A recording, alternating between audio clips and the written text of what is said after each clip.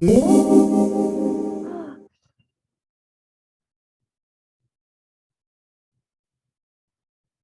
are we today?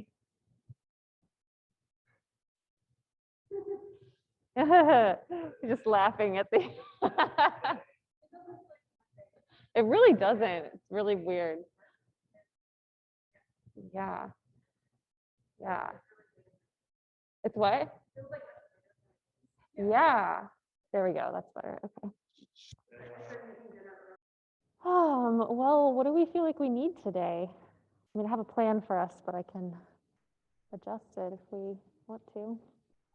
Okay, well, that's the point of this class, is to get us back in the body. So I found a good definition of embodiment yesterday. Embodiment is the deep truths that we sense, feel, and honor within the body. I like that one. I feel like there's a lot of definitions of embodiment floating around right now. And if you like the Webster dictionary definition doesn't really actually capture what I think is happening culturally with that word. So I was thinking about that. Yeah, we've been kind of exploring in this class how we use embodiment practices to like resist or combat different systems of oppression. And we've been, the last few classes that we've had together, we've been talking about the different characteristics of white supremacy culture and how those live in our bodies. Maya, I think you were here when we talked about the sense of urgency. Mike, you might have been here when we talked about perfectionism. We were kind of going through these characteristics and their antidotes too. Like, how do we, if we recognize that we're having that lived experience in our body, how do we resist that? And what is the antidote to that characteristic? One of the antidotes that we talked about with sense of urgency, and I think it kind of applies across the board for these, is moving at what feels like a liberated or liberatory pace. Like, what does it feel like to move a little bit slower? What does liberated or liberatory pacing feel like to us in our bodies?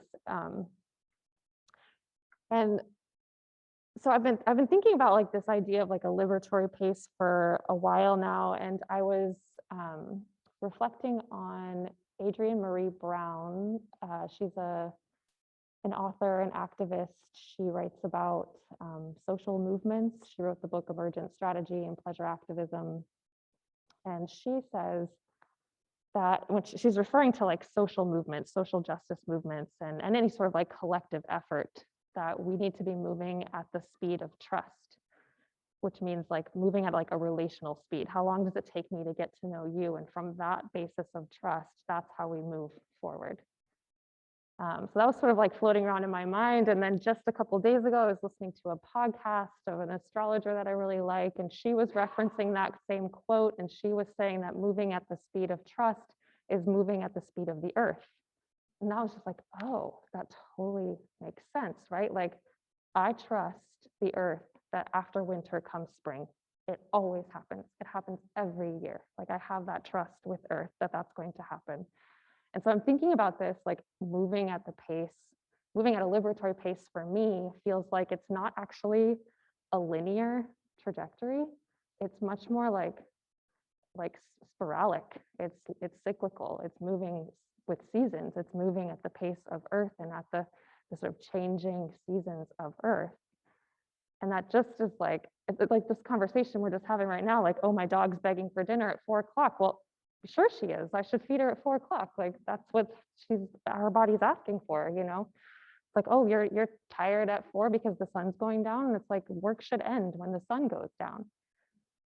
And I'm thinking about like, okay, liberatory pacing and moving at the speed of trust, moving at the speed of the earth, and how anti-capitalist is that, right? Like, if we actually slowed down in the wintertime, if we actually stopped working when it started getting dark out, if we actually spent these dark, cold evenings in community like this and like connecting with each other and bringing warmth in the ways that we can, just feels like that's what feels liberatory to me. That feels, and it feels so natural. It's almost silly saying it out loud. Like, obviously we should slow down in the winter time. That's what our ancestors have always done for millennia. Like, it's just, but I think it's worth mentioning because we don't actually behave that way most of the time. We just keep moving linearly and as fast as we can to make as much money, or as, gather as much power as possible. And it doesn't feel sustainable or sort of in alignment with, I think, a lot of our values as a culture right now.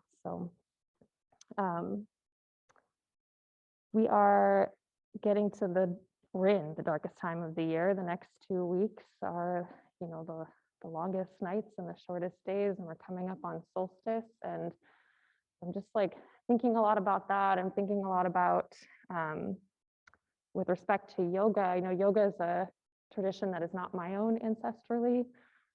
And so I've been searching the last few years for my own ancestral practices, and so many of them are earth-based. And it's this time of year, this like deep, dark winter time, that is intended for retreat and reflection and integration and embodiment. Like, how do you take everything that you experienced throughout the year and integrate it into your body and feel it, so that you can, as the sun comes back at winter solstice and the days start getting longer, you can walk into the next solar year, with some integrity. And so I'm thinking about this for our yoga practice tonight. And I think there's a way that each posture or movement that we do can be sort of experienced as a season, if that makes sense. Like, there's certain archetypes that we associate with each season. So like spring is often associated with like youthfulness and curiosity, and summer is like vitality and energy. And autumn and winter, we're getting into these like deep wisdom and sort of the depths of the soul. And I think there's a way, as we move through postures, I'm just going to play with this a little bit tonight. As we find different postures, I'll ask you to just sort of try to embody a posture as if it were summer, as if it was the summer of that posture or the winter of that posture, and just see what that feels like inside your body. And it might be a useful practice throughout the rest of the day. You're like, oh, it's the dead of December right now. Like, what does December feel like in my body? What does December feel like when I'm sitting at my desk? And I think that like actively rooting into nature and into cycles and the sporadic nature of life is one of the biggest things we can do, actually, to combat some of these bigger systems of oppression. We can really like root into our humanness in that way. So that was a little jumbled, but that's kind of where my mind has been at the last couple of weeks since we last met, and feels appropriate this time of year to remind myself and all of us how like beautiful this time of year really is, and what we're invited and called into do, the kind of work. So